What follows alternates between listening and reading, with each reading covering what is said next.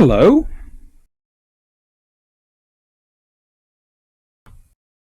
Welcome to part two.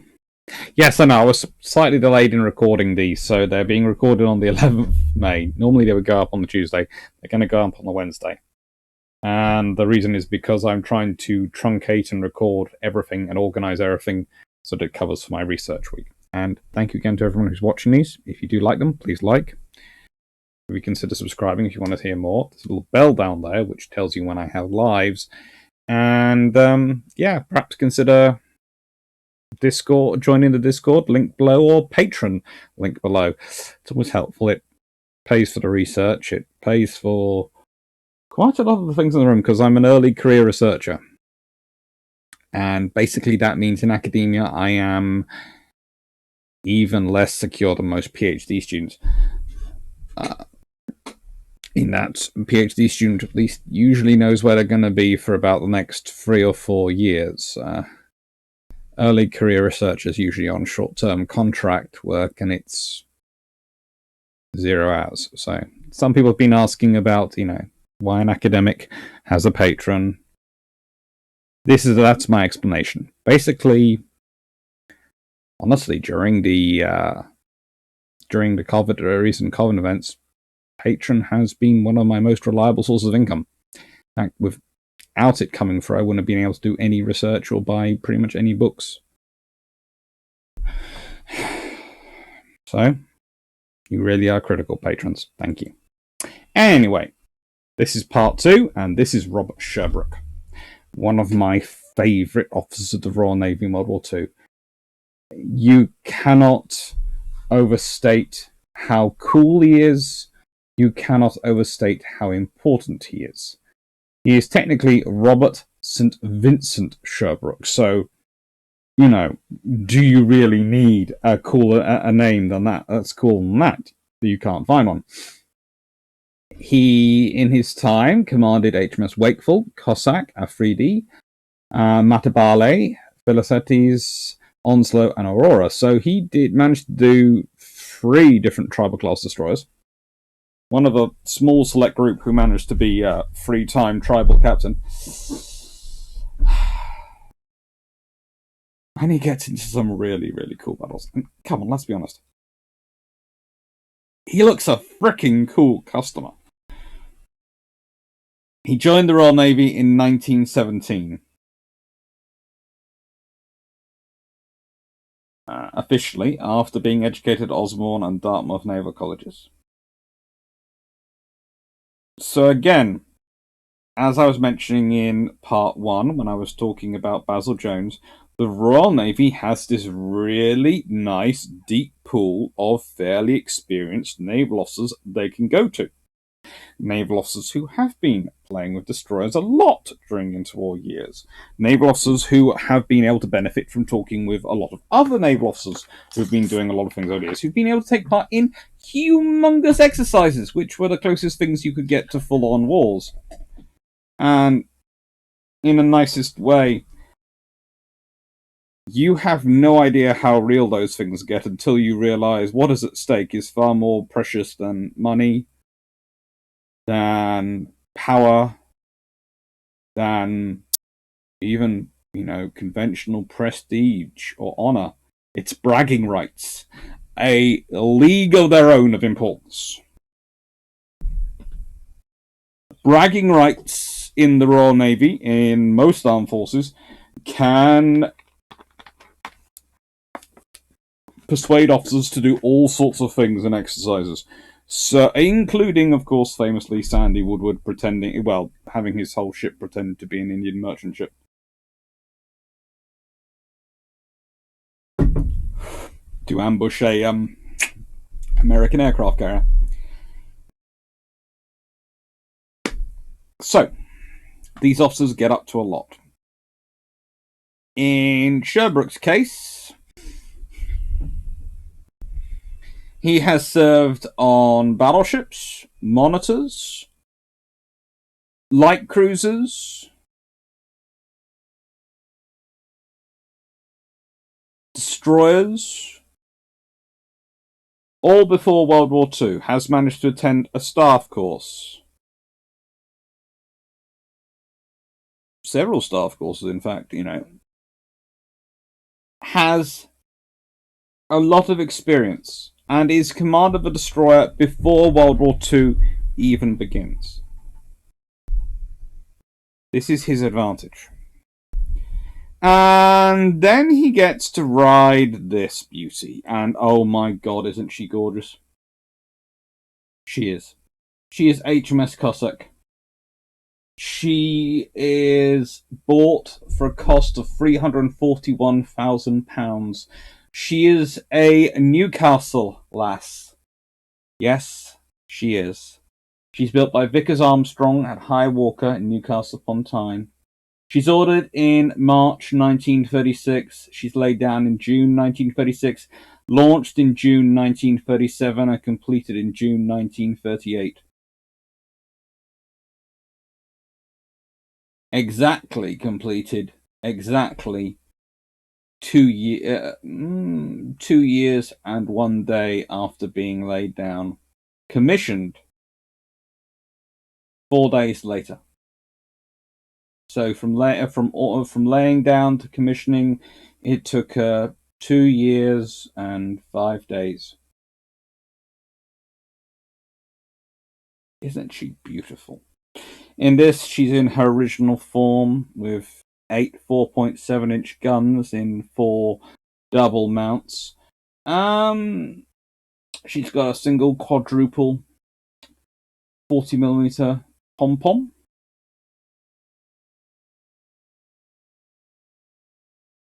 Mounted amidships. And she has quadruple 21-inch torpedo tubes.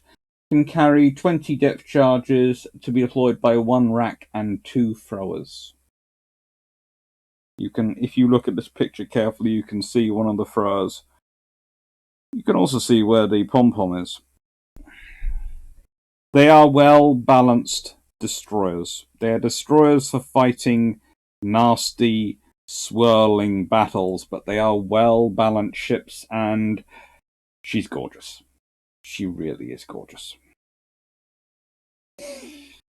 Now, the thing about Cossack, and you have to remember this, is she is commanded by, when she's first launched, by Captain Daniel de Pass. He commands her till December 1939. Then Commander Robert St. Vincent Sherbrooke, our gentleman, takes over her and commands her from December 1939 till the 18th of January 1940. When HMS Afridi has to go in for various reasons to maintenance, so Vian, the flotilla leader, takes her over and gives Sherbrooke a break because he thinks Sherbrooke's already worked hard enough during the war so far. And so 18th January 1940 to 29th March 1940, she's under command of Vian. Then she goes back to Sherbrooke from the 29th of March 1940 to the 21st of May 1940, when Vian manages to lose Afridi. So Vian takes Cossack back as his flagship, as his flotilla leader. That's why, technically, from 18th of January 1940 to the 28th of March 1940, Sherbrooke is in charge of Afridi because she's going through maintenance and upgrade. So Vian administratively transfers him to command his ship and gets some shore leave, because ships are, instead of taking shore leave for himself. This is the sort of thing Vian does a lot. He likes to be at sea. B, if he sees an officer is working too hard, he will transfer him quite shamelessly and take his ship. And of course, the great thing about the tribals is because they're all big destroyers, the flotilla leader can command from any of them. There isn't a flotilla leader destroyer that is the only one with space and the facilities to land a command from. He can go to any of the ships, so he can do it, which is why Vian plays occasionally okey-dokey with the ships.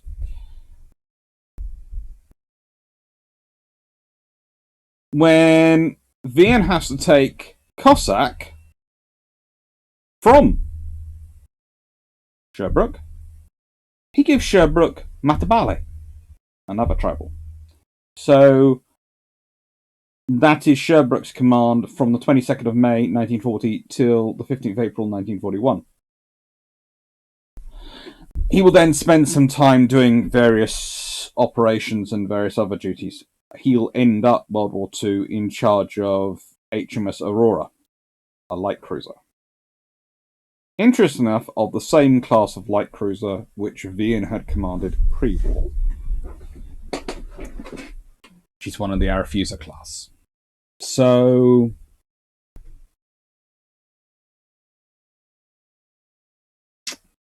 for some reason, if you look at the list of people who command Arethusa class cruisers, aggressive destroyer officers turn up in command of them more often than any other class. So the battles of Narvik. Of course, this meant that while Narvik was taking place, and when Cossack was involved in it, and famously charges through a grounded freighter to get into the harbour, and does a "Here's Cossack!" and starts blasting at everything that's moving with his gun, including a mortar unit, several snipers and riflemen who decide that they can take on a Royal Navy destroyer, forgetting it has 4.7-inch guns, 40mm pom-poms, machine guns, and a very motivated crew. That's under the command of Sherbrooke. That is Sherbrooke in charge. So, the battles of Narvik, and I have done several videos about them, so I'm not going to go into this in too much detail. They are the final battle of Narvik, the third battle, and this is, of course, where the tribals turn up. When they go in with Warspite, and it's when the Germans basically get caught. They haven't got enough fuel to run away, they haven't got enough ammunition really to fight. And what they do use to try and fight, etc., doesn't prove to be enough of a firepower to actually deter or stop the British advancing, because the British have these destroyers, the tribal destroyers, at the front. If we go back to Cossack, here's the thing: there are 4 guns there in front, which doesn't sound a lot, but when you realise the average German destroyer, let's see, type 1936 destroyer, they have 5 single 5-inch guns, and so that means they only have 2 to fire forward. They had to get a same level of firepower. They have to be broadside to the tribal class. So the tribal class, in a far narrower profile view, can be firing 4 guns. And because they're double mounts, they are half the targeting effort, because honestly, if you line up the guns so that let's say, even one of them hits, the other shell's probably going to hit as well. It complicates things from a loading perspective and a maintenance perspective, but from a targeting perspective, you're doubling your chance of hitting as long as you've got roughly the right area to target. Which means most of the time, when the destroyers are stern on, or the German destroyers are stern on, or front one, they've got half the firepower of the British guns. The British guns are faster firing anyway, just a little bit lighter shell, just a little bit lighter and easier to maneuver, and they have bigger crews usually on the guns. So that's a lot of firepower. And then you have 4 of these. 3 on one side, 2 on the other. So, to be honest, that means you've got probably 8. And once they get into the melee action of the columns don't quite keep to it, with Warspite being completely free in the center, and they start to the tribals start to sort of fan out into almost a line abreast formation. At no point do the Germans have enough guns to equal the firepower coming towards them.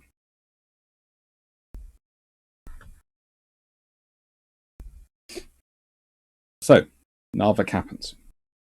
Sherbrooke plays a very big part in that. He is the commander who charges Cossack into Narvik. So, it's not just Vian who uses Cossack like he's Stoller. all of the Royal Navy commanders who get hold of her seem to do it.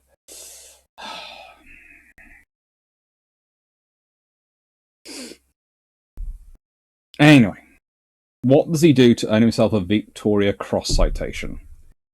Well, something pretty darn cool. The King has been graciously pleased to approve the award of the Victoria Cross for valour in the defence of a convoy to Captain Robert St. Vincent Sherbrooke. Captain Sherbrooke in HMS Onslow was the senior officer in command of the destroyers escorting an important convoy bound for North Russia on the morning of the 31st of December off the North Cape. He made contact with a greatly superior enemy force which was attempting to destroy the convoy. Captain Sherbrooke led his destroyers into attack and closed the enemy. 4 times the enemy tried to attack the convoy, but was forced each time to withdraw behind a smokescreen to avoid the threat of torpedoes, and each time Captain Sherbrooke pursued him and drove him outside gun range of the convoy and towards our covering forces. These engagements lasted about 2 hours, but after the first 40 minutes, HMS Onslow was hit, and Captain Sherbrooke was seriously wounded in the face and temporarily lost the use of one eye. Nevertheless, he continued to direct the ships under his command until further hits on his own ship compelled him to disengage, but not until he was satisfied that the next senior officer had assumed control. It was only then that he agreed to leave the bridge for medical attention. Until convoy was out of danger, he insisted on receiving all reports of the action. His courage, his fortitude, and his cool and prompt decisions inspired all around him. By his leadership and example, the convoy was saved from damage and was brought safely to its destination.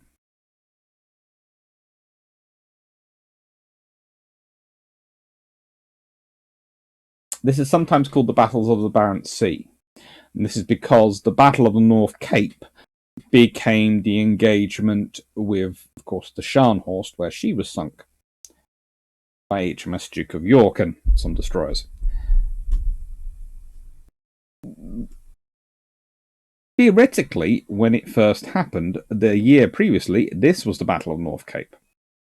And it would have a big impact on the subsequent battle, because this battle, well, the Kriegsmarine had sent 2 of their supposedly most powerful surface raiders they had available to engage. These ships were, of course, the Lutzow, formerly the Deutschland, and the Admiral Hipper. So, you have an 11-inch cruiser and an 8-inch cruiser. 2 heavy cruisers, basically. Plus, they were supposed to be supported by the destroyers Frederick Eckholt, Richard Bateson, Theodore Rydell, Z-29, Z-30, and Z-31.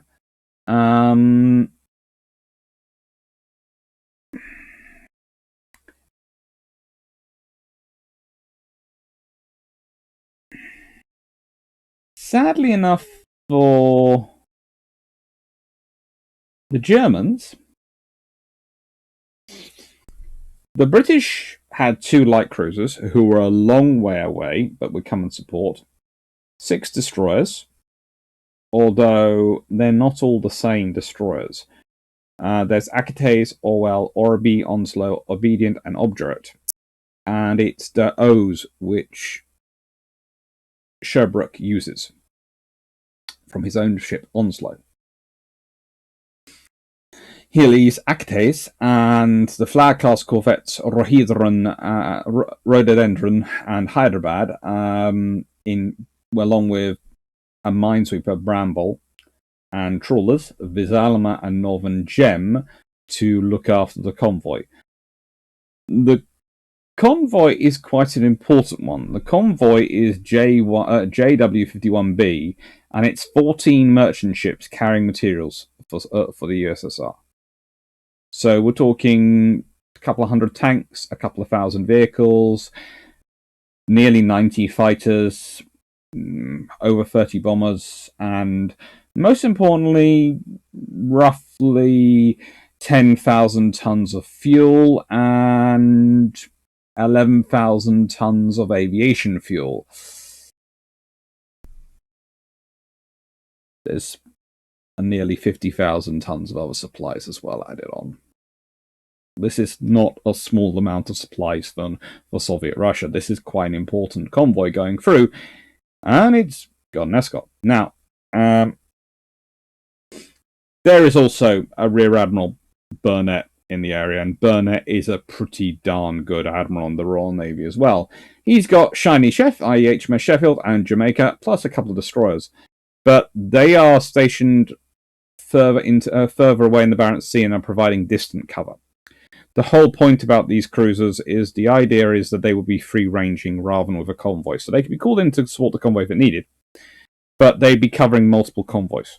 And their job was to deal with surface raiders if they showed up. But the thing is, the convoy escort has to buy the time for them to get there. The Germans come out, and, well, for starters, they do not have a good time. They really don't. They try and do a pincer movement. So they have Admiral Hipper and 3 destroyers coming from the north. Lutzow, Deutschland, but remember they renamed her because they didn't want Deutschland getting sunk, because Germany getting sunk would look bad, and her 3 destroyers came from the south.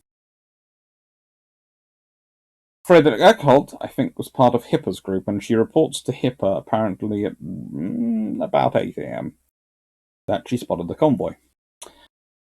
Obdurate spots the German destroyers to the rear of the convoy. That's sort of to the west.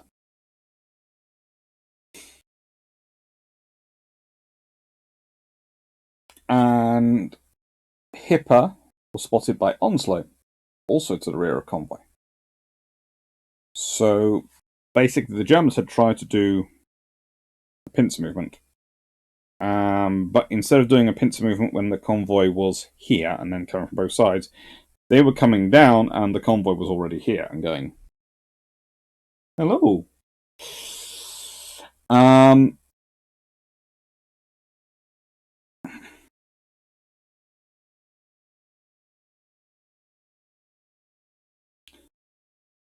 The Bramble, a Halcyon-class minesweeper, unfortunately gets caught by Admiral Hipper. But in a tradition when it comes to Admiral Hipper, she actually engaged. Admittedly, unlike Glowworm, she doesn't have anything that can really do much damage. But she engages. Bramble is a lovely Halcyon class, so... she's cute. A couple of 4-inch guns. This time. I think by that time I had a couple of 4-inch. Yeah. A couple of 4-inch guns. 4.5-inch machine guns. Some Lewis machine guns. Some depth charge throwers. Really not something which is going to bother the Hipper. But she tries. She really does try. But more importantly, what she does is, while they're dealing with her, is they have to take time. It takes time to destroy Bramble. Maybe a few minutes, but it takes time.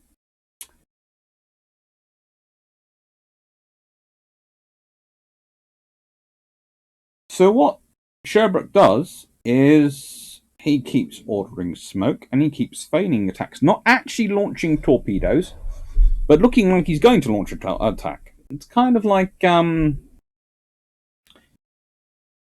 Somali would use against Littorio Veneto.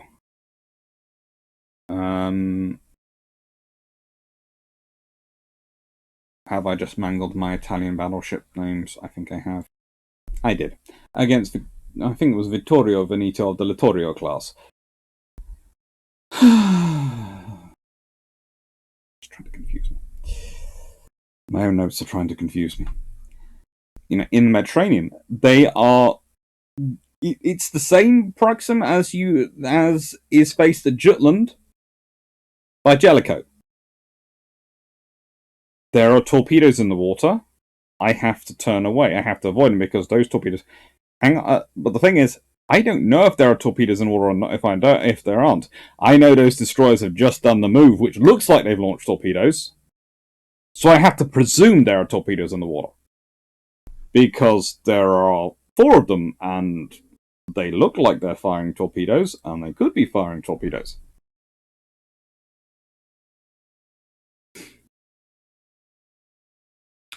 Here, the thing is, they are backed up by the that is the orders of the Führer, Hitler, because he didn't want any of his big ships lost, so he had very, very restrictive rules of engagement. And so Kumentz, the German commander, pulls the ship back.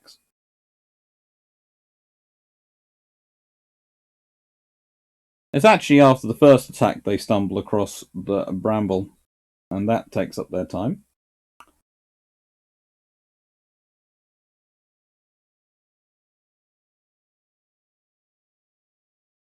And at this point, Admiral Hipper manages to take aim at long range at Akates, which had been left with the convoy, and managed to damage her, but she continues to make smoke, although eventually sinks.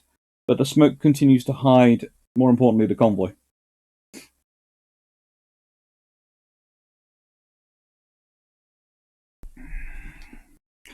But it was Bramble and Akates that were the only losses for the British. Well, in terms of total losses. Our ship suffered plenty of damage.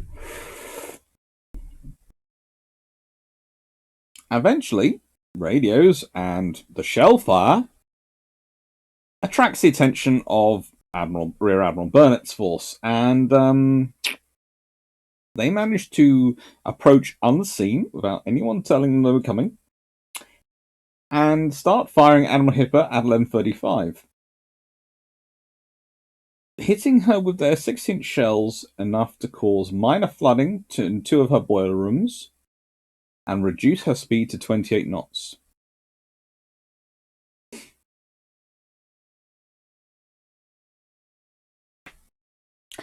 At this point, there is some more fun, because whilst Kumet orders his ships to withdraw,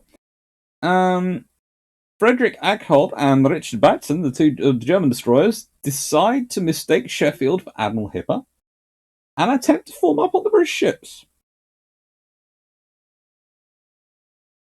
Frederick Agholt, under the fire from Sheffield, breaks in 2 and sinks with all hands. The Richard Bateson manages to escape with just some damage. Lutzow never really gets involved in the fight until the end, when she encounters Sheffield and Jamaica. At which point, she seems to remember exactly what had happened to the Graf Spee when she had fought British light cruisers, and these were a town class and a crown colony. So they were bigger and meaner than Ajax and Achilles, which her sister had fought. And there also appeared to be a rather large number of very annoyed British destroyers going around.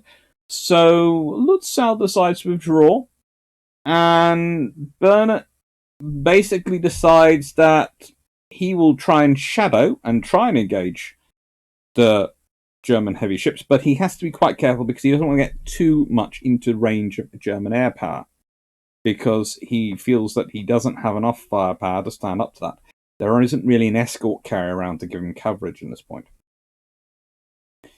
Next year, when there is an escort carrier around to give them coverage, boy, did the Royal Navy get up to some fun. But the Germans don't come out again till December the following year, and that's all thanks to the performance of Sherbrooke. So I hope you've enjoyed this one, and thank you very much.